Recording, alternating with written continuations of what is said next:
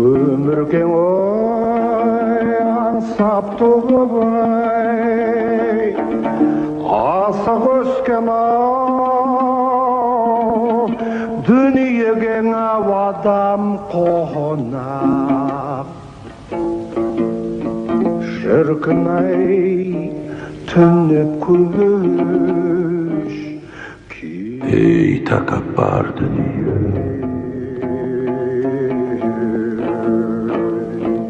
Ey takabbur dünya, маған да бір қараш, танимысың сен мені?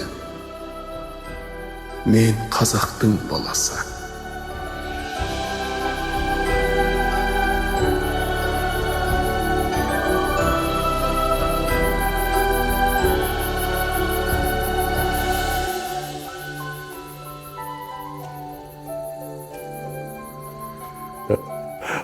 Мен туралы айтты керек үй мақтайды ғой да біз әттінше. Оның керегі жоқ.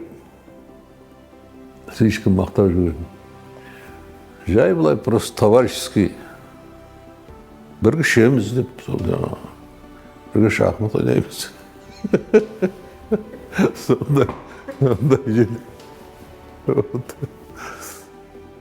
Өмірге негізі оптимистік көзқараспен қарайсыз. Оптимист болмасаң, енді актер бола алмайсың ғой. Оптимист, ертең жақсы болады, жақсы шығады, жақсы шығарам. Пессимист болсаң, құрайсың, уайымдап қалай шығарам. Шықпай қалды, үйде не болады екен. Тамақ жоқ. Әйелім қайда жүрек. Ертеңден қарашайды. Сарбай босалып отырса, одан не шығады? Все будет хорошо, барлығы жақсы болады. Үйде де жақсы, ел жақсы болады, келешек, қазақ халқының келешегі жақсы болады деп кірісу керек жұмысқа.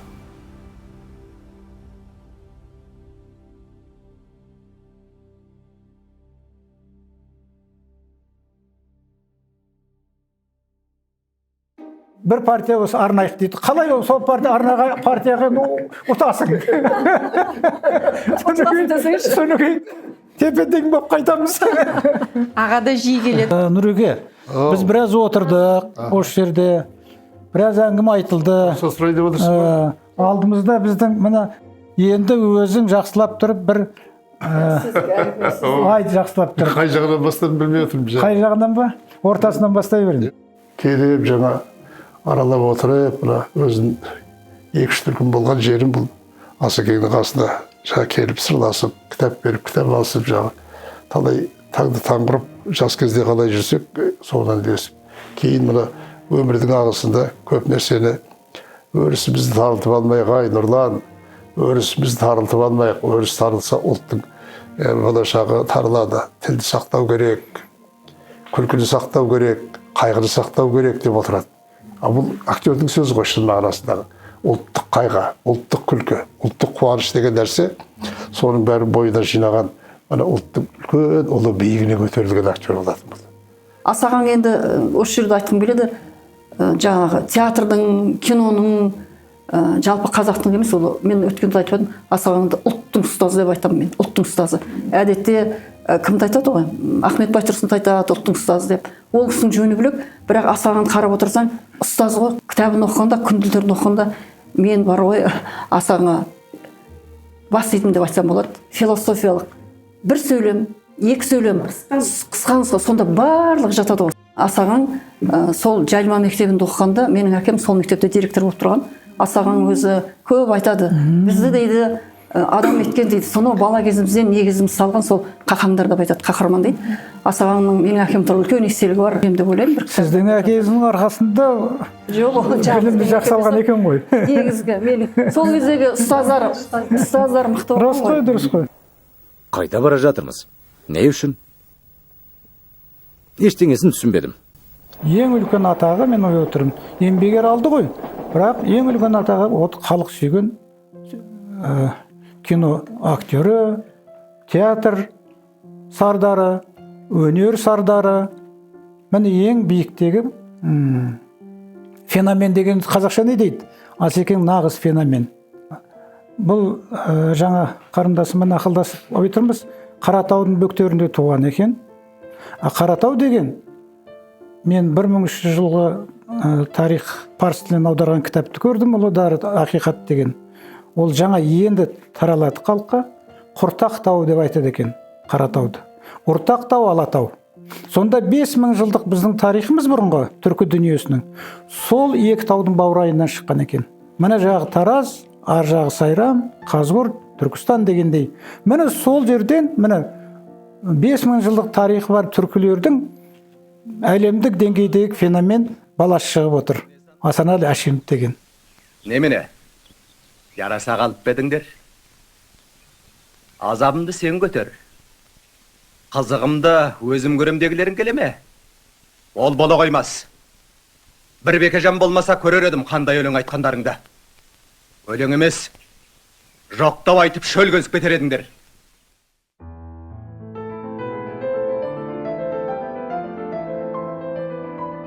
Жолға шыққан кезде ол кісі рахаттанатын, шаршамайтын жолда. Жолға қарап, рахаттанып, өзі бір ішінен ыңылдайтын бір несі бар. Айдаридай деп бір ішінен бір деңгейлерді қайталап, сөйтіп бұрынғы кездерін еске алып, кең байтақ дала деп.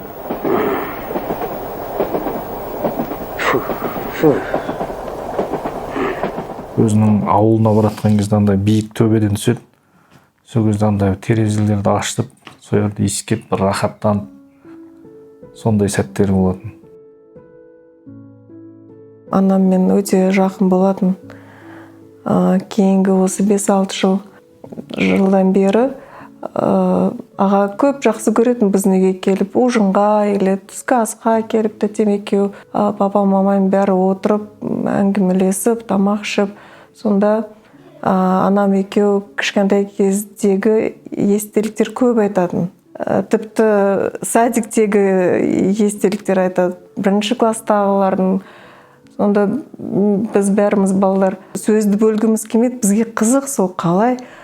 Сондай жасқа келген кісілер кішкентай кездегі естелікті прям детально естерінде бар. И қызық, аға әрқашан қалжыңдап айтады ғой сол қарындасын жақсы көргеннен. Ол махаббат жылатпады кімдерді, жұбатпады кімдерді. Ғашық сезім найзағай боп аспанына жүрегімнің ортасын қақ бөлді.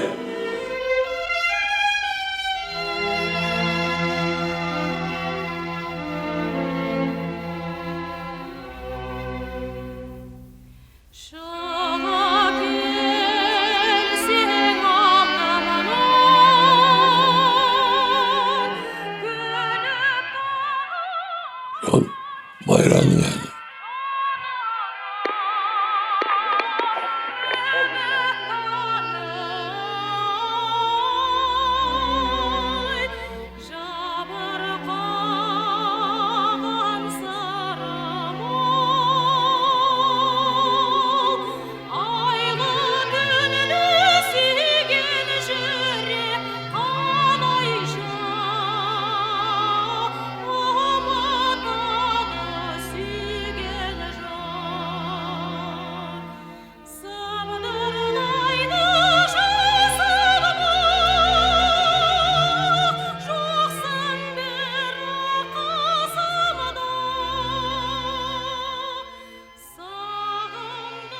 Шәкендер, Қадишалар, Қадиша құдағи Майраның мамасы, ой жақсы адам еді.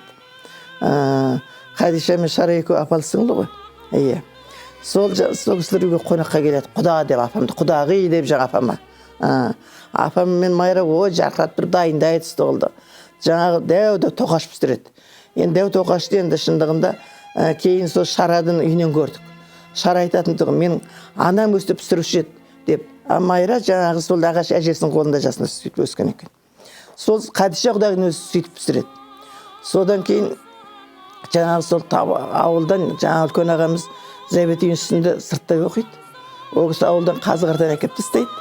Қазы-қартан апам деген асып, Майра екеуі жасап, құдалар келіп, сөйтіп ішіп жеп отырғандарын көрдік. Өзі баламыз, енді қатар бірге отырмаймыз, жаңағы көкінемен 2 рет жүгіріп жүрдік, бірақ керемет адам болатын. О, қара құдашам дейтіндігім мен.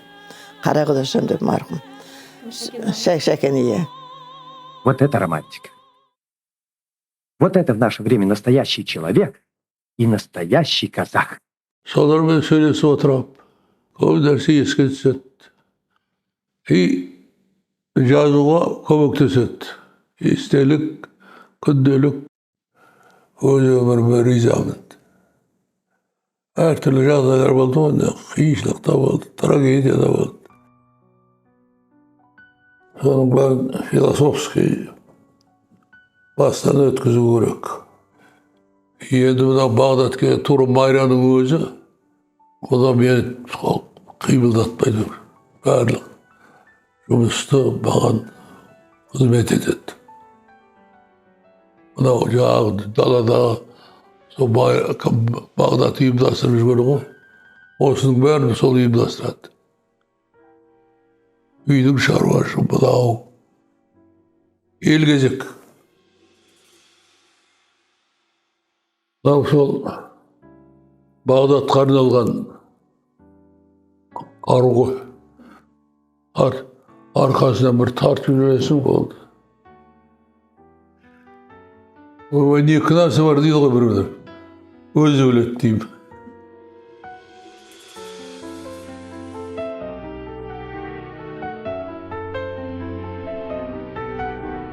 Асанәлі ағаны енді тағдыр осылай алапат, енді ауыр болды, соншалықты бір тұлғаның басында қаншама нәрселері болды. Мінекей мына Бағдат шешемізге тағдыр қосты. Енді қанша болды ел алдында аузында әңгімеге аңызға айналды, қалай болды, не болды деп. Бірақ соның бәрінде осы Бағдат шешеміз шын мәнінде де баяғы Құртқамен, Жібектің бүгінгі ізбасарлары жоғалып кетпегенін, бар екенін, азаматқа адал, жарға тұрақты тұлғалардың болатын қазақтың аналары ондай қыздың да тапқанын дәлелдеді деп ойлаймын шын мәнінде. Өмірге Асанәлі сияқты ұлы алып келді, ағамыздың көз қуанышына айналды мысалы үшінші. Соны кезде мен өзім риза пейілмен Асанәлі Бағдат дейтін поэма жаздым. Қалияға Алматы ақшамы газетіне осы Асанәлі Бағдат поэмасын басты. Дастанын, махаббат дастанын. Соның артынша бір апта деген Фариза апай хабарласты маған. Сонда бұрынғы әңгімелер мүлде айтылған жоқ. Тек қана осы поэма түрлі әңгіме айтылды. Айналайын дұрыс жазыпсың, өте дұрыс. Осындай нәрселер жазылу керек негізі деп енді апайдың аруағы риза болсын. Мен сол енді айтылған мың рет айтқаннан бір рет көрген артық дегендей, содан кішкене бір өзімді оқып берейін. Қазан келсе, жел түнде тұрғызбай, үмітінді қарашаға ұрғызбай, Бағдат бекен бағым болып жолығып, ұл сүйізген ымырттағы жұлдыздай. Асанәлі Бағдат жыры аяндап, осы жерде кілт тоқтайды, аялдап. Ана жайын, әйел жайын біткен жоқ, бізге дейін мың ғұлама баяндап. Тапты солай екі жүрек жарасын, ұмытты да өткен өмірін аласын, сақтап балан сол әйелге нұр жаусын, Қаратаудың Алатаудай баласын. Ғұмырың бар ұл өнерге арнаған, сарсума қозың бол сарнаған,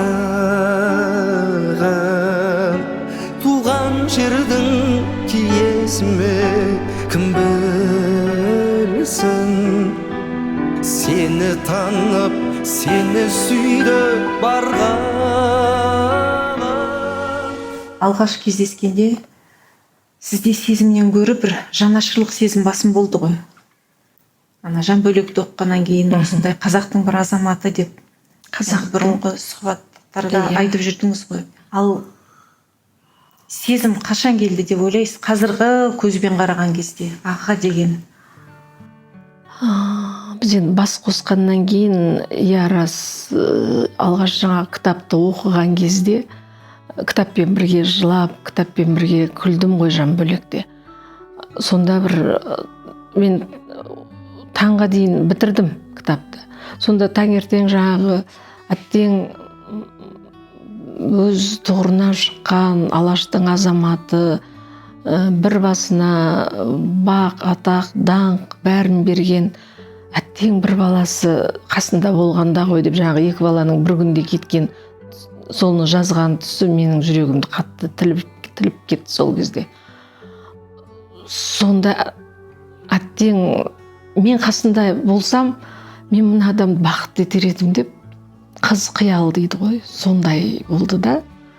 Ал кейін енді бас қосқаннан кейін, Аскенің етегін ұстағаннан кейін мен тек қана осы Аскен жұтқан ауаны жұтсам, тек Аскенге қызмет етсем, анау ескі жарасы тырналып кетпес екен, соны сылап сипап ауырғанын білдіртпесем деп мен қызмет еттім.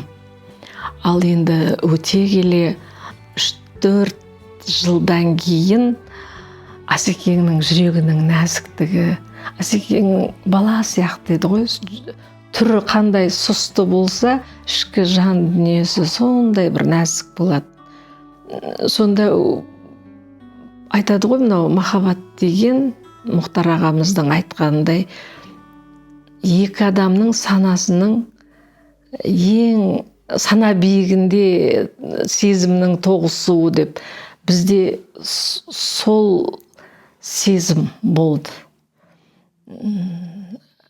Аскеңді мен әлпештеп, еркелетіп, алақаныма ұстағаным Аскеңе ұнайтын.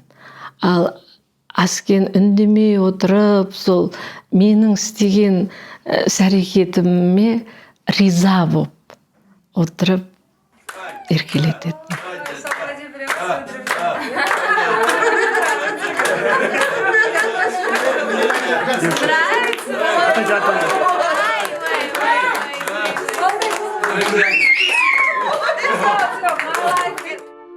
Әңгімесі таусылмаған жас емес жұбайлар болдық қой. Біздің бас қосқанымыз сол 23 жылда әңгімеміз таусылған жоқ. Мен айтатын Аскенді менің тірі энциклопедиям деп. Мен соны Мұхтар Әуезов, Ғабит Мүсірепов, сол кісілерді бәрін танитын адам сияқты болады. Өйткені Асекеңнің әңгімесі, өзінің ұстаздары, кім Асқар Тоқпанов көп айтатын, Сабира Майқанова туралы көп айтатын,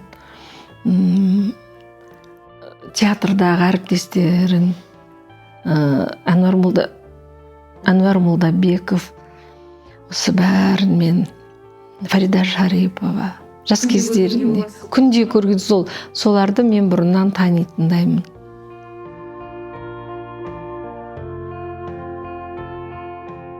Өзі айтатын, көңілім сол баяғы 60-тағыдай деп. Енді адамды дәуірі туғызады дейді ғой, Асаған өзінің естеліктерінде бар ғой, Асқар аға туралы, Асқар Сүлейменов, Ақселеу Сейдімбек. Ол кезде Әли апай әдебиетте де бір 60-шы жылдары әдебиетте де бір шоқ жұлдыз болып келген ағалар болды. Өнерде де, театр өнерінде де соның ішінде, иә? Дұрыс айтасың, Ләзза. 60-шы жылдар деген енді олар түгесіліп бара жатыр, өкінішке қарай. Ол кісілер бүгінгі күн бегінен қарасаң, алыптардың буыны деп айтуға болады. Әдебиетте, театрда, кинода, бейнелеу өнерінде, енді ғылымда мүмкін кейде не болған шығар. Жалпы мына экономикада, біздің өзіміздің деңгейде, әсіресе мына руханиятта, музыкада бір үлкен ренессанс болған кезең. Өйткені жаңа өзің дұрыс айтып жатсың, ол дәуірге, қоғамның тынысына байланысты. Сол қалай 60-шы жылдардың қарсаңында атақты съезд болып, Кеңес одағы ол кезде кішкене еркін тыныстап, Мәскеу бар бүкіл одақ бойынша, оның ішінде Қазақстанда өте үлкен рухани жарылыстар деуге болады, бүгінгі күнмен қарасаң. Сол ұрпақтың театр өнерінде, жалпы кино өнері болсын, жалпы руханиятта сол көш бастарларының бірі осы Асағандар болды. Енді олардың әрқайсысы туралы айтуға болады. Енді мына әлемдік театр өнері бар, одан кейін мынау Кеңес одағының театр өнері бар, сол кездегі Мәскеудегі жалпы мына Әуезов атындағы академиялық қазір ұлттық драма театры ғой. Мынау Кеңестер одағындағы нөмір 3 театр болған ғой. Бірінші Мәскеудегі театр, сосын Грузия, сосын біз. Соның бәрін жасаған осы Асағандардың буыны. Ағалығың келсе сенде құрақ қой. Бұрын келсем де төр менікі, сон келсем де төр менікі деген ағалығың бар болсын да Ой, енді баланы кеңді айлап, малша жайылып жүріп қалған екен. Ол заманда орны бар, бұрын өлсең немене? Атың жете алмай жатты ма? Олай болса қайтарда артым аңдың кел. Қодар мырза! Тарта сөйле! Мен баянның өзіне тоқтағам. Тұрам сол сөзінде.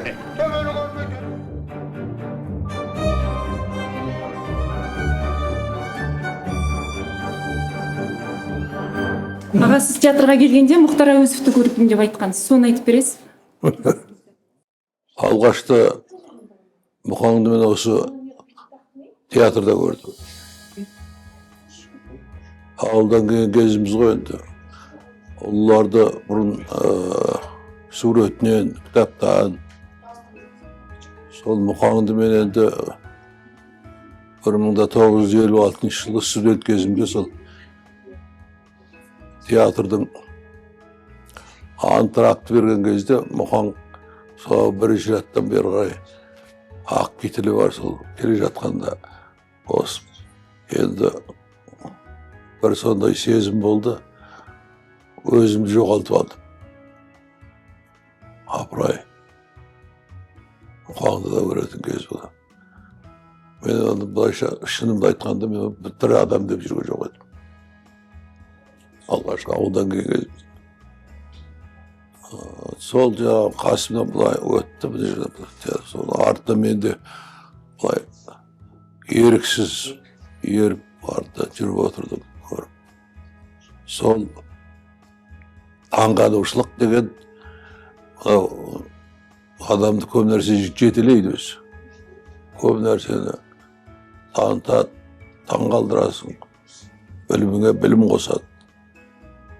Сол кісінің жүріс тұрысы, сол алғаш көру Мұхаңды. Одан кейін көрдік қой тағы да спектакльдерде, өмірде. Сол олардың өзінің еңбегіменен көрінуі, содан кейін өзінің елге көрінуі, біз сияқты сонда жастарға. Соның өзі көп тәрбие ғой, тәртіп.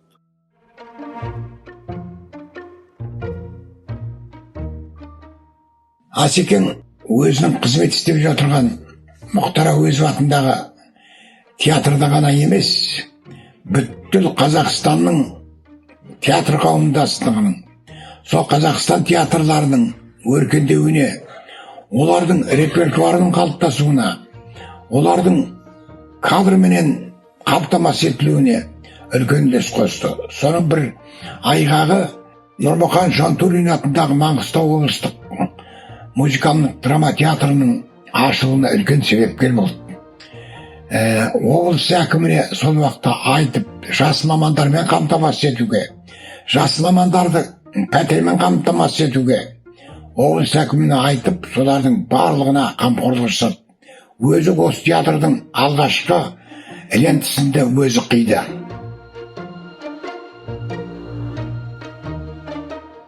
Аскет қай жағынан? Киген киімі қандай? Асаған келештің жұрттың бәрі бүйтіп, біздің өзімізге дейін бүйтіп қалатырмыз шашты жүнді. Қазақ өнерінің көзі тірі аңызы, театр және кино актері, режиссер. Ұлттық өнердің мэтрі, ұлағатты ұстаз. Қазақстан және Кеңестер одағының халық әртісі, мемлекеттік сыйлықтардың лауреаты. ЮНЕСКО-ның алтын қыран орденінің иегері. Қазақ кім дегенде, енді шетелден жаңа айтып отырсыз, қазақ кім дегенде ой түзейтін адам болу керек, бой түзейтін адам керек. Бәріне былай үлкен образ болу керек қазақтың. Собирательный былай айтқанда жиынтығы. Нағыз қазақ десең енді Асекең көрсетуге болады, қай жағынан болса да. Мына жерде суреттерін қарап отырмын. Қай суретін қарасаң талант. Былай қарасаң да талант, не қараса талант. Былай неотразимо. Керемет қой. Енді қайталанбайтын тұлға ғой. Тектен кеп тұр ғой. Қайталанбайтын тұлға. Біз өзімізді қадірлей білуіміз керек, мысалы. Өкінішке қарай өзімізді жөнді қадірлемейміз. Өмірден озғаннан кейін барып гений болып шығады. Өмірден озғаннан кейін барып былай бәрін айтылады, мысалы. Енді қазір Асекеңе не тұрғызса да болады. Бір мәрте келдім осында, қуанып, балаша қуанып, ал оразалы саған көрсетем дейді, карта. театрдың картасы. Міне менің ойым, менің идеям. Осылай болса, жер бөлінді Алматыдан, Астанадан да жер берейін деп жатыр. Деп балаша қуанды. И Таразға рахмет айтты. Тараздықтар озып жатыр жерлестерім деп жаңағы. Енді бір келсем, ренжіп отыр. Асеке не десем, ой, мыналар сол жерді заңдастырамыз деп әлі жыл өтіп жатыр, әлі істемей жатыр. Деп ренжіді. Бұл шенеуніктерден қалай? Сен анау мына кітабымды берген едім, ой, что делать деп аталады. Да, что делать деген. Бұнда 35 жылда Қазақстанның өсуі барлық бір жағынан документально бәрі бар. Экономист ретінде бәрін жазып шын ғой дейді. Болашақты сен айтқан екенсің, тек айту емес, міне 91 жыл жазып берген екенсің, болашақ бағдарламасын деп. Деп айтып, айтты. Мына жерде бір үлкен дүние таптым. Осы кітабым бойынша спектакль қойсақ деді. Мен Зимант ойнайым деді. 17-ақ бабы екен екемен декларация. Оны жаттап аламын ғой мен дейді, 17 бап. Сөйтіп, осыны айтып кетті, өкінішке орай. Әрине, бұл спектакль ойнала ма, ойналмай ма, оны бір Құдай біледі. Ал Асекең осыны бастап кеткен еді. Енді келсем, осы жерде тола кітап. Біраз нері жиылып қапты. Тола кітап ашып тастап, арасына қағаз қыстырып отырады. Ал келдің Бөреке дейді, шахматқа ауысайық дейді жаңағы. Сөйтеді жаңа кітаптарды былай қояды, сөйтіп шахмат арасында ойларын бөлісетін, жаңағы мәселелердің бір сол шахмат арасында болған ойлар айтады.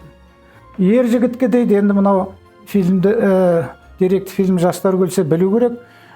Асекең айтады, ер жігітке 3 нәрсені білу керек дейді. Сер азаматқа білу керек дейді. Ол біреуі осы ойнап отқан шахматымыз дейтін. Екінші, қазіргі заманның несі ғой, бильярд дейтін. Бильярд. Үшіншісі, преферанс дейтін.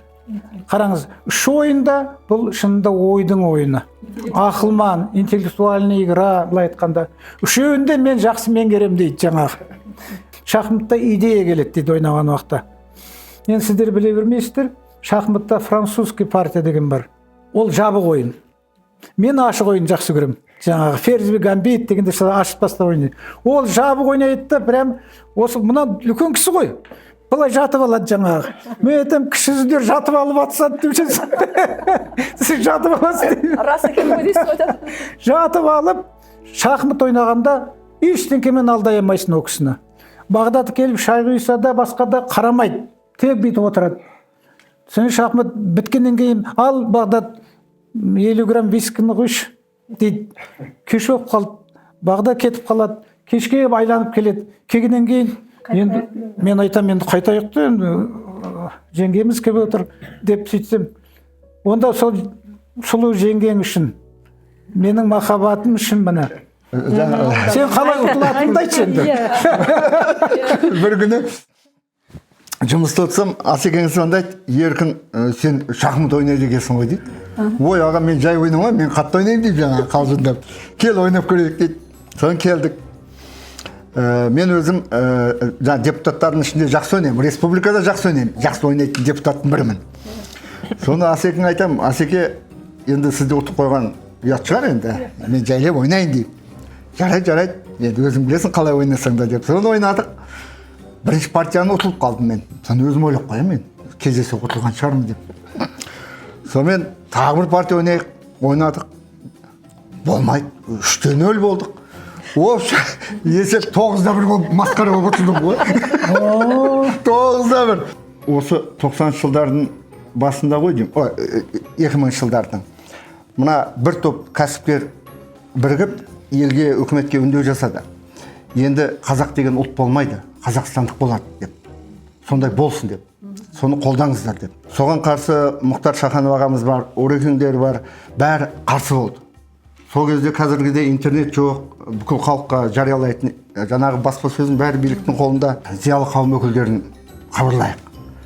қолдасын бізді, әйтпесе өзіміздің шамамыз келмейді мынаны тоқтатуға деп, содан әркім өз саласындағы азаматтарға барып сөйлесін деп, сонда мен Асекеңе келгем. Айттым, аға, осындай болып жатқанын естіп жатырсыз ғой. Енді бүкіл белсенді азаматтар, ұлтжанды азаматтар осыған қарсы үлкен үндеу жасайық деп жатырмыз. Соны мен сізге жіберді. Пікірін білсін, ойын білсін, не деп айтады деп. Сонда Асекеңе айтқан сөз әлі есімде. Қазақ деген ұлт атам заманнан келе жатыр. И мәңгі болып, қазақ тірі кезде ол мәңгі қалу керек қазақ болып. Ешқандай біз қазақстандық болмаймыз. Мен оған түбегейлі қарсымын. Керек болса, мен аштық жариялауға да дайынмын деп айтқан сөзін мен жеткіздім жаңағы азаматтарға. Содан кейін үндеу жасағанда Асекеңнің аты жөні сол үндеу жасаушылардың алдында тұрды.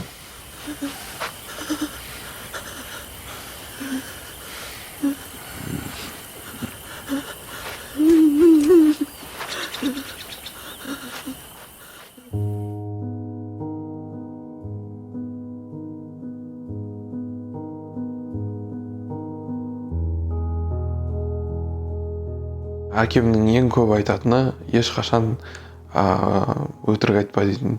Керек кезде келіп, сондай керек заттар айту, сондай уақыттар болатын мүмкіншілік. Маған өзіме қандай ақыл керек болған кезде сол ақылды естіп, солай тек орнымен ғана болатын. Иә, нақты, бірақ былай күнде келіп, былай еркелеп ондай болмаған. Сәл қатал болды, бірақ өзінің еркелеткенін, жақсы көргенін істермен көрсететін. Қатал ретінде көрсет, бірақ негізінде ол қаталдықтың артында тек нәзіктік бар. Маған кішкене қаталдау болатын. Қатал болатын, мүмкін енді өзім жалғыз қызбын ғой. Әкемде мүмкін тәрбиесі сондай деп есептеймін. Көп еркелетпей қояйын деп мүмкін. Бірақ тәрбиесі мол әкем болады. Өзімді сдержанный деп санаймын. Сдержанная, сильная, самостоятельная. Мамам я Өскеменде. Өзім қалаумен әкемнің қасында тұрайыншы дедім. Сол 16 жылдан бастап 21 жылға дейін ғой. Тәрбие алдым. Қазақшамды жақсы көтеріп алдым. Көп мерекелер болды. Мерекелерге қатысып, театрға барып, адамдармен танысып, тәрбие жақсы алдым деп ойлаймын. Аташка, когда ситуация была критическая, какие-то очень тяжелые ситуации, он старался безэмоционально, более холодно подходить к каким-то вот таким проблемам. И я сейчас чувствую, что вот какое-то вот это мужское я перенял от него. То, что на холодную голову, да, не эмоционировать, не фонтанировать, не суетиться, не кричать, не бегать. Лучше вот на холодную голову. Моей семье так спокойнее. Как и мне было спокойнее с Аташкой, моей семье так спокойнее. Любая победа, будучи маленькая, большая, учеба, работа, повышение, я всегда старался делиться с дедом, потому что я хотел, чтобы он принимал там тогда более скупо, да, то, что да, там, молодец, там, продолжай и так далее. То есть эмпатично, он не было такого, то, что он ко мне вот подходил, там сразу там как-то... Но тем не менее, для меня это намного важнее, то, что я узнавал потом, то, что он перед друзьями как-то это хвастался, не хвастался, правильно сказать, гордился, да, то, что вот мой внук, он там сначала... Он всегда часто говорил, что похудел на 50 килограмм, то, что он закончил на красный диплом, то, что он хорошо сейчас работает в хорошей компании, то, что он, когда я поехал в Россию работать, там 5 лет работал один, то есть и он постоянно про это говорил. Кажется, Нуриля еще на Апашку похожа, да, на Майрата те чем-то. Да, на самом деле Нуриля, у нее больше, на самом деле, Ашимовского. Это видно по глазам. А характер, мне кажется, она такая же открытая. Она открытая. Говорят же, тетя Майра была открытая. Да, она была открытая, знаете, она была, как и женщина, такая обволакивающая Нуриля. Она собирает вокруг себя и семью, и постоянно зовет в гости, и всегда, знаете, у них довольно-таки дома всегда шумно. Асаналь аға, да, это же папа, да, Мати аға же, да? Да, это папа, и отец, Саги ага, да? да, Саги ага. Да, очень одевался стильно, при том, то, что и это можно по фотографиям посмотреть, мы это изучаем. Это в молодости, хотя был Советский Союз, закрытая страна, откуда бы. Но и уже до самого конца, если посмотреть на фотографиях, Аташка всегда был модник. Всегда, если даже когда встречал мои учителя, всегда говорили, такой красивый мужчина, такой красивый, так одевается, всегда красиво. И он любил, вот он любил, очень аккуратный всегда. Это вот и в отце моем было, то, что мне мама рассказывала, то, что папа сам гладил всегда рубашки, сам всегда гладил брюки, никогда мне не позволял это делать. Вообще у Марка Аврелия есть слова такие, что надо научиться не бояться потерь. Вообще этому можно научиться? У вас в жизни же было немало потерь. Очень тяжело. На самом деле говорить и пережить это разное. То есть можно пережить сегодня, но завтра вы окажетесь в машине, в автомобиле один на один с своими мыслями. И какую-нибудь там неожиданную музыку, которую человек любил, или там неожиданные какие-то вещи, которые человек любил, или где-то ассоциировался, это очень тяжело отрезать со своей жизни. И даже когда мама уходила, уже было все понятно. Мне это, естественно, не говорили, но мама попросила у Аташки место на кладбище, там, где лежит папа и дядя Саги. И она на Кенсае, если посмотреть, лежит, получается, папа, дядя Саги и между ними мама. Это было место вообще Аташка для себя хранил. Да, теперь, получается, у него немножко, он, получается, на Кенсае тоже, но ниже, там площадка больше. Но вообще вот это место он хранил для себя и отдал маме. А мама болела, да? А мама была онкология. Да, мама после обнаружения онкологии еще прожила 4 счастливых года. Тяжело очень отрезать, на самом деле. Это, знаете, как у Аташки голос был. То есть он был с хрипотцой. И я даже, когда вот сейчас очень много пересматриваю видео, и это уникальное, то есть случай, когда вот голос строгий, с хрипотцой, но он как-то настолько твой, добрый, настолько свой, и он как будто в самое сердце, и это прям чувствуется. Это как и мама, когда я просто проезжаю мимо ее дома, да, что тоже хочется всегда зайти, это, мне кажется, на всю жизнь. То есть нет такого, что это не оставит след. Это становится не меньше. Это, конечно, становится меньше, это не настолько болезненно становится, но... В каких-то ситуациях появляется их голос, да? Конечно, конечно. Это вот эти паттерны, они все равно, да. Они все равно будут с вами до конца. То есть это не изменить. Это, это как-то, не знаю, как может быть плохая привычка какая-то, которая она все равно будет с вами. Ну да, она бессознательна. Династия Ашимовых продолжается, ваших детей.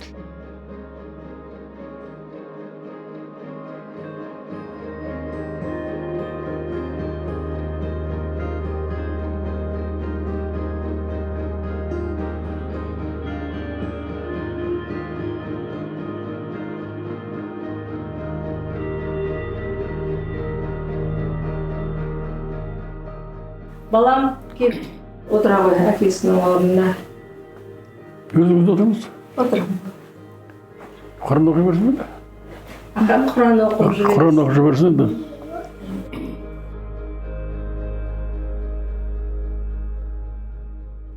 Ертеңгісін сағат 10:30 мен 11-дің арасында болды. Сол күні осы келе жатып мен есімде әлі. Үст бассейнге келе жатты да, мен ар жақтан шығып келе жатыр едім. Біз бір жаққа кететін болдық бала шағамызбен. Демалыс болғаннан балаларды ойнатып қайтайық деп. Сол кезде как раз үйден шыға алмай кеттік та, балаларды киіндіріп далаға шығарып қойдық, өзіміз киіне алмай. Сөйтіп жүргенде аға бассейнге келіп қалдым жерге. Сөйтіп мені көрді да, қолым битті. Сөйтіп мен қолымнан жетектеп бассейннің есігін ашып, сөйтіп бассейнге кіргізіп жібердім да. Соңғы сол. Одан кейін уже бір 5 минуттан кейін көке айғайлап, ер жігіт деп, не болып қалды деп жүгіріп барсақ жаға. Сондай жағдайда болып жатыр екен. Күніге ертеңгісін бассейнге түсетін. Неше уақыт жүруші бассейнде 40-45 минут жүреді. Ол күні көп жүре алмады, бір 5-10 минут қана жүрген шығар. Ары кетсе. Күніге жалпы өзі баратын ғой күніге. Сол күні ғана олар бір демалыс күні болып қонаққа бару керек болды. Бибігүл Төлегенованың үйіне және Ақштап Бақтыгерееваның үйіне обедке соған дайындалып, көкеде барып, мен де шайынып алайын деп бара қалған ғой. Ата күнделікті өзі барып жүрген. Қайта сол күні және де көке болып қалып тұр ғой. Көке деген Бағдат жеңге? Иә. Ұлымыз бассейнге кіргенде даусын сырттан естіп қалдым. Ой, Ерлан, сен қандай күшті жүзуді үйреніп алғансың деп атаның даусын естіп қалдым. Ол деген біз киініп шығайын деп жатқанда ол атаға көрсеткім кеп тұр деп қыс қой енді. Шапкасын, курткасын бәрін шешіп алып бассейн киімін бір бала да сезгендейші. Ата күніге ол ата түсіп жүр, ол бала үйтіп кірмейтін суға. Сонда соңғы сөйлеген сөзін сырттан естідім да тұрып. Өйткені алып шығып біз кетуіміз керек болды. Сонда көкенің айғайлаған дауысын естідім. Ержігіт шақыр деп. Мен енді бұндай жағдай болып кетеді деп ойлаған жоқпыз. Сол ата құлап қалды ма екен, мүмкін көкен шамасы жетпей жатыр ма екен, сондықтан ержігіт шақырып жатқан шығар деп. Сонда бері қарай шығып келе жатты да, біздің бөлмеміз бассейнге жақын ғой. Сонда мына бөлмеге бара салайық дегенде ата, қой Гүлдана жүр ғой, ыңғайсыз болады деген дауысын естідім. Сосын ата ыңғайсызданбасын дедім да, мына жақта бір бар болатын, соның артына Гүлдана кетіп қалды деді да көке. Сосын мен бардың артына барып, бүйтіп тығылып отыра салдым. Өтіп кеткен соң мен ары қарай шыға кетем деп ойладым. Сол кезде көке, мен оң қолын уқалап отырдым. Ержігіт аяғын уқалады, көке өз сол қолын уқалады. Сонда тоқтамай уқалаңдар қан жүрсін деп жатты. Сонда соңғы көкенің атаның кетіп бара жатқан дауысы бір сөзі маған айтылды да. Мен оң қолын уқалап тұрғанда көзіме қарап та, болды айналайын, рахмет, жетеді деп сөйтіп айтты да. Сонда мен ол кісі жүріп бара жатыр деп ойлаған жоқпын. Мен қолын қатты қысып ауыртып жібердім бе екен деген ой келді да маған. Сосын қоя қойдым. Сонда бүйтіп демалып бүйтіп жатыр. Сосын ойладым, бас айналып жатады ғой енді үйде. Солай жатқан шығар деп ойладым. Ол кісі көзін жұмып жатқанда уже кетіп қалды. Біз білмейміз әлі кетіп қалғанын. Бас айналып жатыр ма екен деп уқалай бергенбіз. Содан кейін ешқандай сөз айтпады. 21 декабрьде таңғы сағат 11-де біз азанғы ас ішіп жатқанымызда сонда Гүлдана звондады, осы үйдегі келін қыз. Сөйтіп айтты, Аледа де ата қайтқан сияқты деді. Мен бірінші сөзінен түсінбей қалдым. Мен түсінбедім, Гүлдана не дедің деп сұрадым. Аледа де ата қайтқан сияқты, көкем айқайлап жатыр деп айтты. Мен тез есімді жинап айттым, Гүлдана сияқты деген сөз айтпа, бар, қасына бар, көкем қасына бар, маған айт, не болды деп. Сөйтіп жарайды деді, бір 10 секундтан кейін қайтадан звондады, айтты, иә деді. Тезірек келіңізші деді. Содан мен бірінші баламды алып, жүгіріп такси ұстап, параллельно бірге ағаларыма звондап, осындай болды деп, тезірек барыңдар, олар осы үйге жақынырақ менен қарағанда. Сөйтіп олар біріншіден олар анама барып айтамыз деп келісті, екі ағам. Сөйтіп анама барып, анам азында енді оянып тұрып жатқанда, сондай естіді ағасының қайтқанын. Мен келгенде скорый келді. Сонда мен мына бергі үйіма, арғы үйіма жүгіріп, қыс қой енді, сол етікпен жүгіріп кіріп, ағаны көрдім. Жатқан, ағаның қасына жүгіріп келіп, айқайлап кіріп жатқанында, Азамат мені көтеріп алып шықты бөлмеден. Азамат Сатыбалов? Иә, ол мен алдында да келді. Ол негізі ағаларды бір тойға апарам деп келген негізі. Сонда ол келді, мені көтеріп алып шықты. Болмайды Алия, болмайды кіруге деп. Сөйтіп мен далаға шыққаннан кейін тәтені іздей бастадым. Тәтеге барсам, тәтемнің көзі стеклянный. Мен қолымды алып, Алия, мен түсінбей қалдым деп жылап отыр. жылаватқан түсінбей қалдым деп шокта болып отыр да. Сөйтіп тәте дауысыңызды шығарыңыз, жылаңыз деп кішкене жеңіл болады деп ойладым. Содан мен түсінбедім, мен білмей қалдым, мен не успела я деп жылады содан тәтем. Бағдат тәтем. Соңғы сөзді естімедім деп бір өксік бар ма? Өксік, сол өксік ішімде қалып қалды. Мен де ойлаған жоқ. Ол кісі де кетемін деп ойлаған жоқ. Көзін жұмды да кете берді. Егер кейде бүйтіп ойлайсың ғой, бір арпалысып, кішкене не алса, өмірмен соғанда шамасы келмей қалды. Таңертең тұрып, дәрісін ішіп, сосын жаңағы Бибігүл Ахметовнаны құттықтаймыз деп шыққалы жатып, сосын Ақұштап апамыз шақырған, сағат 2-де сонда барамыз деп. Суға түсті, қайтып шықты, белім ауырып тұр, кеудеме қарай беріп тұр, жатайыншы деді. Сол жаңағы мына жаққа жұрт төсекке жат деп сөйтіп ем. Төсекке деп қабағын не қылды, енді мына жаққа екінші этажға шығарады деп ойлады. Жоқ, ана ер жігіттің төсегіне жатамыз деп, бассейнге жақын ғой. Сол жатты, басым көтерші деді, басын көтердім, тағы көтерші деді, тағы көтердім. Болды. 3 минут. Көзін жұмып кете берді. Сол күні олар как раз маған келейін деп, Бибігүл апамызға сәлем берек деп, сол күні дайындалған күн екен. Енді о күнге, өкінішке орай соғынға жете алмадық. Енді қайтеміз. Бүгін енді Бағдат аман есен болса, мына баласы аман есен болып, әкесінің жолын қуама, қайда жүрсе де, әкесінің абыройын шашпай, қай жерде жүрсе де, әкесінің жолын қусын, соны айтамын. Соның бағына мына Бағдат кездесті. Әйтпесе, мен қазір кәміл сенем, Асанәлі бұл жасқа жете алмас еді. Соңғы жазуын 16-сы күні жазыпты. Желтоқсан. 16-сы күні жазыпты. Аздап алқынам, аяқ жүрісім баяулау, кәрілік депті да, бірақ Бағдат 100-ге жеткіземін дейді, Ысқақ Бірадар адам қолдаса деп. Мен запрограммировать етіп тастағанмын ғой. Аскен 100 жасайсың деп. Аскен соған сенді ғой, енді сол жасты жасаймын деп. Мен енді қазір медицина мынандай күтімі жақсы, 100 болмаса да 95-96-ға келеді деп. Сенімді болады.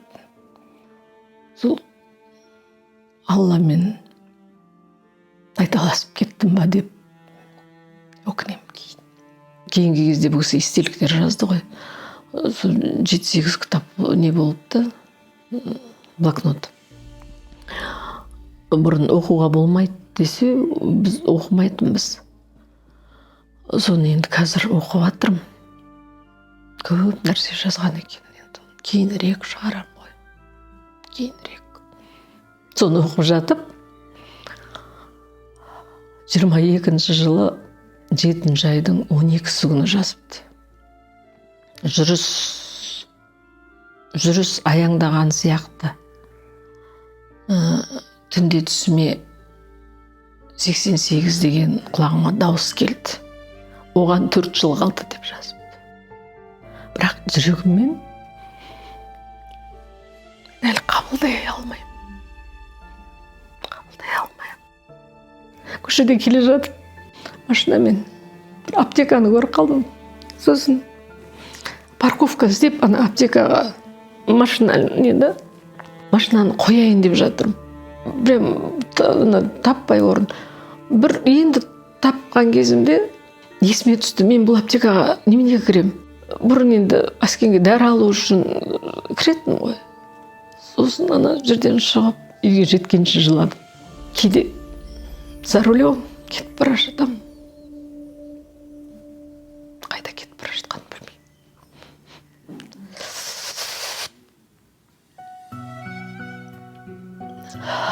балама қараймын.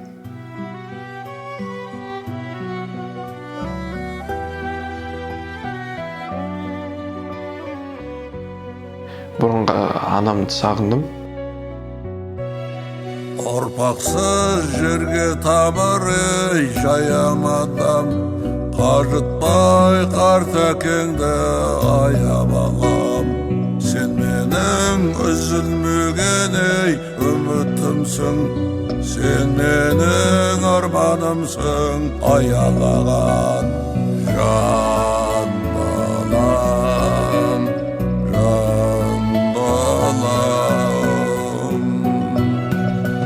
Ұғатын әкке жанын ей сәбиім сен, сынармыз суғдалырға тағилсем. Жан балам жауырқасам ей мәдиім сен, сүйетін сағынғанда сағиымсың. Қолынан қызығам.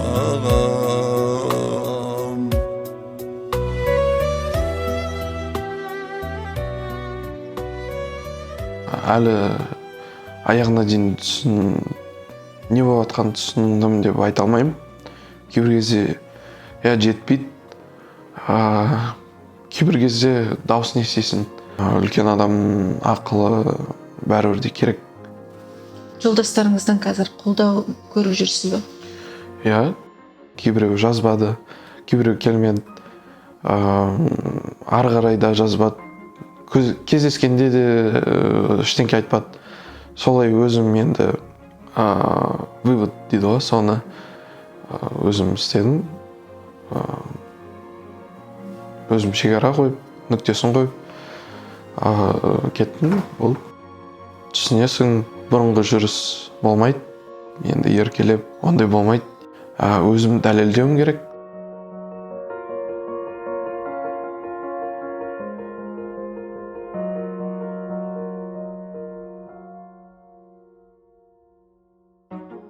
Бізде телефонда бірге группа бар. Сол жаққа бір видео, фото түсіреміз. Кім бейт басына барады, сол видео, фото жібереді.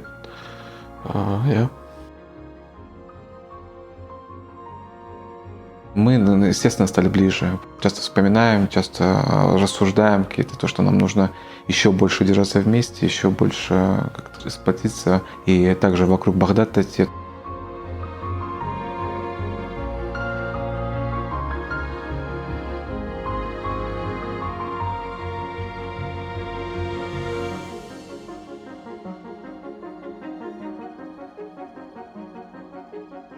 Ағаның көңілін жұбатам дедіңіз. Бүгін сіздің көңіліңізді не жұбатып жатыр енді?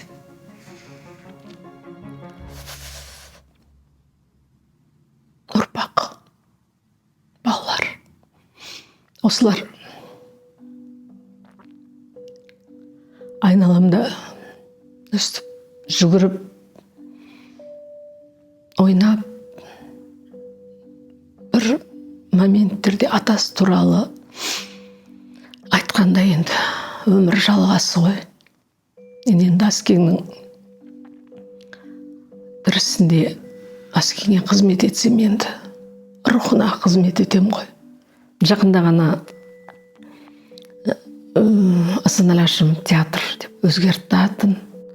Құдай қаласа енді қала басшылықтары, мәдениет адамдары жаңағы театр Аскең барында басталып еді ғой. Соны ары қарай ісін жалғастырып, сол театрда тұрғызып береміз деп отыр. Сол тұрса, бұл енді аз бала емес, 30-40 бала ғой. Бәрі 30-дан асқан, семьялары бар кейбіреуінің. Осы балалар далаға шашырап кетпесе екен деймін. Енді ұстаздарының осы салған сара жолын ары қарай жалғастырса деп. Өзім жаңағы фонд бар, сонымен бір шеттеріне шығып, ары қарай жұмыс істейміз ғой, жұмыс істейміз. Подкасттар түсіріп жатырмыз, жазғандарын жинап, ары қарай кітап шығарсақ деп. Енді қазір басын тұрғызып, соны дайындалып жатыр. Сол барып тасқа қарап, жарты күнімді сонда өткіземін.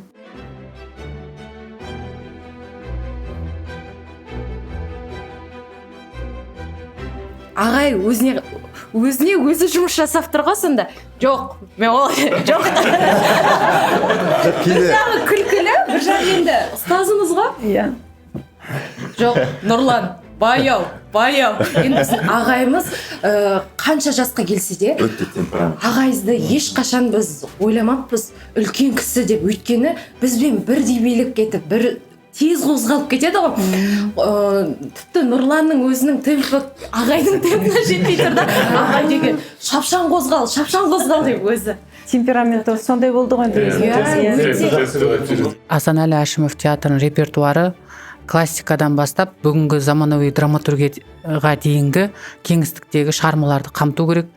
Репертуар бай болу керек, себебі театрдың негізгі бет бейнесі, айнасы ол репертуар. Сондықтан да біздер биылғы жылға қазірдің өзінде 2 премьера шығардық. Біреуі Славомир Мурожиктің «Теңізде», екінші балаларға арналған «Аладдин ертегісі». Енді қазір әлеуметтік драма деп айтамыз, қоғамдағы ұстаздың рөлін көрсеткіміз келді. Сондықтан да және де бір жағынан жас драматургке қолдау, себебі біз жас театрымыз. Мұрат Қолғанаттың «Мұғалім» пьесасын алып отырмыз, және тәуелсіздіктің биыл 35 жылдығы, соның қарсаңында Томирис тарихи қойылымын алып отырмыз. Бірақ енді Томирис Әуезов театрында сахналанған қойылымнан ерекше болады, себебі бұл жерде современный режиссерский прочтение.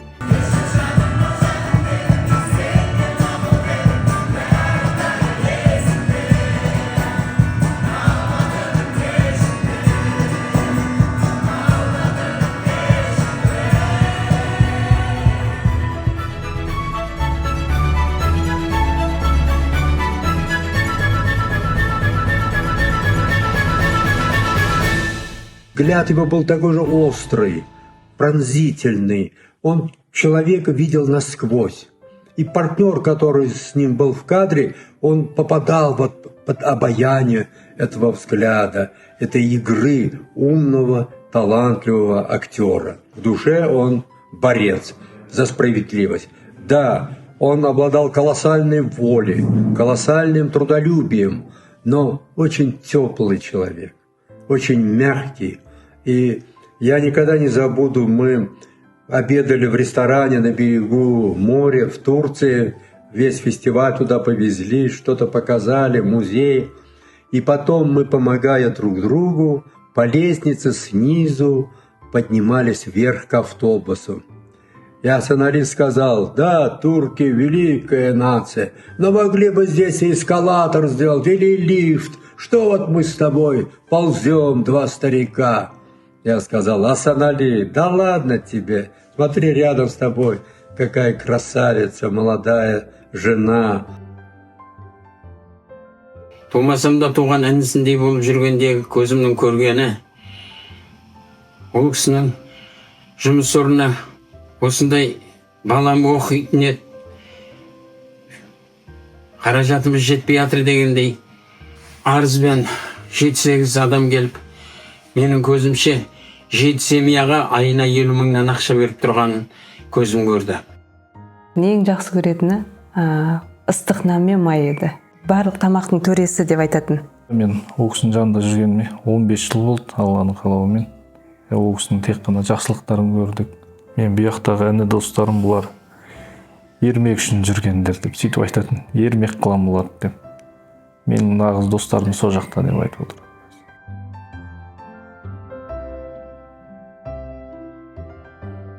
Аға, негізі қазір постмодерн заманы ғой. Одан кейін қандай уақыт келеді деп ойлайсыз? Енді мен айтайын дегенім, қазір гуманистік идеология, гуманистік ноосфералық цивилизация келеді. Космос тегеру цивилизациясы, гуманистік идеология негізінде келу керек. Себебі қазіргі мынау жүріспен келе алмаймыз оған. Ол үшін мұны Асекең сияқты құндылықтарды көтеруіміз керек қой. Ол тек театр емес, бірінші адам, тұлға. Міне тұлға тану деген осы. Мені осындай жұмыстар жасасақ, мейлі бүкіл Қазақстан болмаса, Асаналы Асимовтың өмір сүрген Жамбыл облысынан бастауға болады керек болатын болса. Қытайда былай. Қытайда бір жаңа дүниені, инновацияны жасайтын болса, ол бүкіл Қытайға жасамайды. Бір аймаққа жасайды. Егер сол аймақта халық қолдаса, ел қолдаса, оның нәтижесі болса, бүкіл Қытайға жария етеді. Мен ойлаймын, біздің мемлекетіміз енді ойлану керек. Енді мынау жаңа құрылтай болайын деп жатыр, жаңа сайлау болмақшы, жаңа өкімет болмақшы. Олар ойлану керек. Осындай тұлғаларды қалай шығарамыз әлемдік деңгейде? Осындай тұлғалар, міне, қараңыздар, отырмыз. Мынаның бәрі керемет дүние ғой. Кішкентай бөлмеде. Енді целый галерея жасауға болады ғой. Үлкен өзі қуанып жаңа несін көрсетті ғой. Театрдың эскизін бәрін көрсетті. Асекеңе әр облыста бір театр болса да аздық қылмайды, шынын айту керек. Міне бүкіл шетелден келгенде кісілерді біз осы жерге алып келеміз бе сонда? Әзірше солай болды. Шетелден келсе, Асекеңнің орталығы қайда? Көрейікші десе, қайда алып келеміз, айтыңыздаршы. Міне сол үшін біздің мынау билік басындағылар ойлау керек. Егер Қазақстанды көтергісі келсе, жаңа Қазақстан болғысы келсе, Асекеңнің жаңа өзінің идеясы, көп нәрсенің керегі де жоқ. Асекең өзі жайып кеткен эскизі бар театрдың үлкен. Міне соның жобасында үлкен жасау керек, соны халықаралық деңгейде осыны келтіру керек. Сонда Асекең әруағы да риза болады, халық та риза болады. Міне осындай нәрсені егер, мен ойлаймын, осы биыл қолға алмайтын болса, онда қазақтың зиялылары бар, білімді азаматтары бар, солардың бәрін жинайық үлкен кішісін. Сөйтіп осы мәселені қайта көтереміз. Енді мынау телевидение деректі фильм көрсететін шығар. Егер жасалмайтын болса, енді құлағына алтын сырға деп айтып отырмыз ғой. Онда халық өз батырын қолдау керек қой. Сонда біз шығамыз. Бірге атсалысайық деп ойлап отырмын. Өзі қолдан Қытай музейінде бәріне жасап кеткен ғой. Осыны енді рухани айналмастыру керек та. Рухани айналмастыру керек. Сондықтан Бағдат өзің үлкен жігер тілейміз. Меценатство әлі ақсап тұр. Меценаттар, мысалы, Флоренцияда, Италияда, Возрождениеда. Бір художникке бір меценат тек. Сонымен көтерілген 3 ғасыр бойы дәуірлеп тұрды. Қазір жетіспей тұрмыз. Бірінен соң бірі шығып жатты. Мысалы, мына түрік ағайындарымыз, меценат демекші. Егер осындай мәселе көтерілсе, жай даже ұсақ дүниенің өзінде сол тікелей қолдайды. Жаңағы бизнесмендері, басқалар тікелей қолдап қаржын шашып жібереді. Бұл кісі мың жерде қалай айтсам да енді ұлылардың санатындағы тұлғалар ғой. Бұл кісінің қалжың туралы бөлек бір энциклопедия жазуға болады. Қалжың өзінше кәдімгі. Бұл сөзі барлығы қалжың ғой. Сөзі бәрі қалжыңмен оралып тұрады. Кез келген жерде қалжыңмен айтып отырады. Ана кім бар ғой? Бауыржан Қаптағы бар ғой? Шәкірті ғой. Сол енді жас кезінде де кейін де бір не бұзама білмеймін ғой. Жұмыстан шығып қалады ғой. 5 рет шықтым қайта. Жұмыстан шығып қалады ғой. Содан бір тағы да кезекті шыққан ғой, сөйтсе асаған жұмысқа келеді ғой. Ана театрда мындай көтерілетін жер бар ғой, сөйтсе Бауыржан «О, учителем» деп келеді сөйтсе. «О, мучителем» деп айтады дейді. Нашырым қандай бесін шығар жіберім бірге сөйте қойдырсың. Бірінші қолым театрда 7 рет шығарып жүрсіз, сол кезде шығарып жүрсеңіз, қазір ауылда сатиялық болып нормально. Театрда 5 рет шығып, 5 рет алдырдым. Айналай 7 рет көміш жүрсің. 7 рет. Құнды түсірмесің. Бұл өмірде ешкімде болған нәрсе.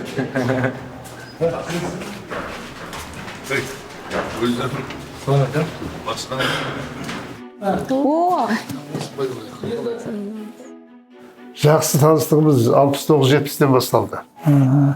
Ол кезде Асекең қандай еді аға? Ой, жігіттің сұлтаны ғой. Ол кезде аға мына Тюзда Менданук болды ғой, иә? Жақта Әзірбайжан Мәмбетов. Осы бір өнерде бір-бірімен осы битіп жүрген кезең болды, иә? Болды. Қандай болды? Кімдің жағы Әнуардың ана жерде суреті көріп қалдым. Әнуарды кірген жерде тұр ғой деймін. Партнер ағаның өзі. Ылғи таланттардың бәсекелесі болды ғой. Бәсекелесі болған сияқты мен ылғи таланттардың бәсекелесі. Сосын Шәкенің суреті екен. Екінші зал. Мына зал бір жағында тұр екен. Театр туралы Әшілбек сын жазады, Сағат екеуі. Оралхан Бөкеев екеуміз барып спектакль көріп, жақсы спектакльде баға беріп жүреміз. Баққожа болды ғой деймін. Баққожада болды. Баққожа сәл кейінірек келіп қосылды ол. Баққожа болды. Баққожа Бұқай өзінің алғашқы қош болды. Мен ертегімен келді, ана құлыным менімен келді. Орекең. Соның бәрінде осы жағы сын жазатын жігіттерді де театрда ішінен кіріп өңгіп қаншадай кезде таныған нәрсең, жас кездегі дүниенің бәрі өзі желіммен жабыстырған секілді адам санасында кетпей қалып қояды. Сол ең алғашқы әлгі жат елдесім, сонда мен көз алдымда мен жас сұлу жігіт. Бұл өзі мұғая білетін актер емес секілді. Енді Бекежан, содан кейін Қодар өзі ылғи ірі тартып алатын, жапырып жіберетін сондай жағы қалпы бар актер секілді көрінетін адам ана спектакльде жат елде мұңды ойнаған кезде актердің мұңайған, сынған жағы кейіпкердің әбден өзі жабыр пұшайман болған елдің тағдырына қабырғасы қайысып, іші бүгіліп қалған сәтті ойнаған кезде сахнада мен таңғалып едім. Міне кешегі көп қырлы актер болды бұл кісі. Еламанын кім көрді ағамын? Сіздер бақыт тұрпақсыздар ғой, соны мен көп оқимын Еламанын сахнадағы. Көрдік қой біз. Еламан трагикомедиялық үлкен қасіретті образды қалай алып шықты сол кезде. Мына қазіргі 90-ға келген сол буыннан жалғыз арамызда отырған Сәбит ағамыз, Сәбит Оразбаев, Сүйеудорды ойнады. Сүйеудің жағы жас, сонда 40-қа толмаған кезде солардың екеуінде. Біреу Еламанды ойнап жүр, ана Сүйменді алып кеп, Федоровпен, ана жағы орыстың, Федоровтың кәдімгі Сүйменмен пергеді. Сүйменді әкеп тұрып қадайтын кезде мен айызым қарып, барып қолын алдым. Сөйтсем айтады, осы туралы өстіп жазсаңдаршы дейді жағы. Сүйменнің ұшында менің бүкіл қазақтың кегі тұрды ғой. Мен оны сондықтан солай қададым ғой. Деп күліп сол айтатын. Міне өнерде екінші план, сөйлеген сверхзадача деп жатады. Осылардың бәрін шын мағынасында игерген, кешегі Мәскеуде бола ма, Ташкентте бола ма, Киевте бола ма, Кавказда бола ма, неше түрлі жүйріктер сахнаға шығып, ұлттың өзінің жағы мінезін, қалпын көрсететін кезде қақ айырып, сол топты кеңестер одағы дейтін кеңістікте, әлемдік кеңістіктегі үлкен өнердің үлгісі болды ол кезде бұл. Театрда, әдебиетте. Осы Асекең секілді біздің жігіттер ғана алып шығатын. Әлемге жасанды интеллект кірді. Міне сол жасанды интеллект келген заманда нағыз интеллект өмірден озып отыр қазір.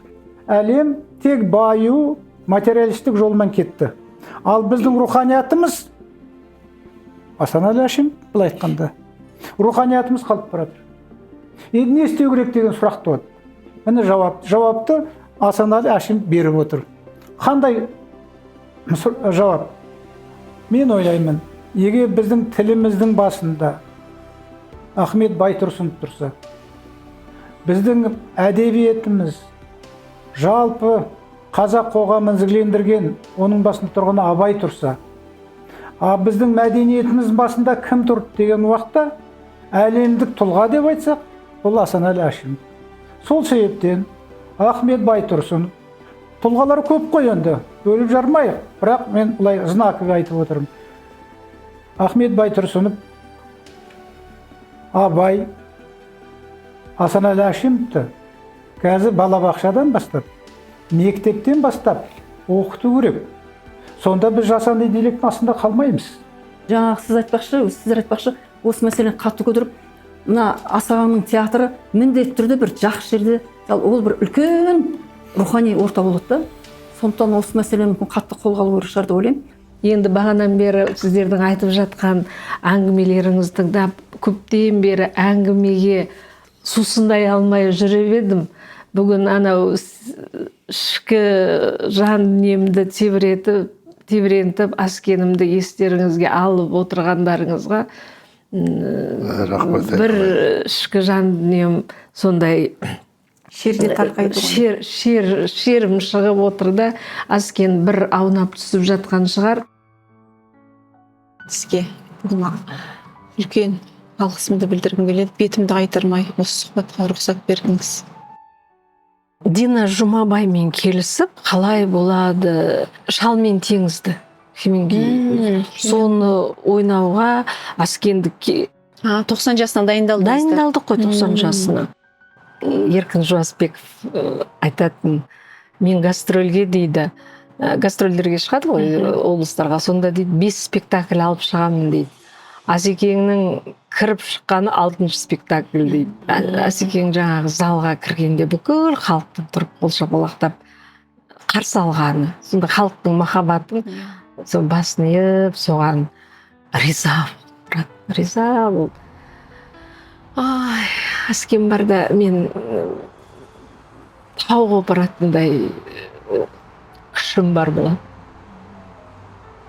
Бәрін осы кейде Аскен мен үйде кішкентай қыздарға күлетін, қараша бөдене сияқты жүгіріп бара жатқан. Мен жүгіріп жүріп істегенін жақсы көретін жұмыс. Сол эмоция көзіңіз жалт-жұлт етіп тұратын аға барда. Оның бәрі байқалатын, көзде байқалатын. Енді айтады ғой, алғашқы қиын, сондай жүректе тіліп өтетіндей сағыныш жайлап, сағымға айналады, қоңыр мұңға айналады деп, оның бәріне уақыт шығар емші деп айтады ғой. Мен осы жолы жаңағы 100% түсіндім деп айтсам болады. Бір жылда 2 ұлынан айырылғанда Аскеңші жанып кеткен екен. Мен енді өзім басымнан өткеннен кейін, қазір Аскен кеткеннен кейін жаңағы күйіп ішім түгіл күйіп кетті ғой. Ағаның өзінің күнделіктерінде де бар ғой. Бұрынғы адамдарда бір бекзаттық бар, тартып тұратын тартымдылық бар деп өзінің кітабында жазады. Сағынып тұрасың деп. Сол сияқты енді біз ағаны сағынатын кезең келді деп ойлаймын. Бүкіл қазақ елі көрерменнің қатты жақсы көрді. Шынымен шынайы жақсы көрді. Қайтқан кезде де ол байқалды ғой. Көрдік қой. Халықтың махаббатына бір киносын көрген адамдар келіп, соны бір танысымыз айтып отыр. Сонау Талдықорғаннан 4 адам келіпті, танымайды, білмейді, тек қана киносын ғана көрген. Сонда өздеріне қоштасуды парыз санапты деп.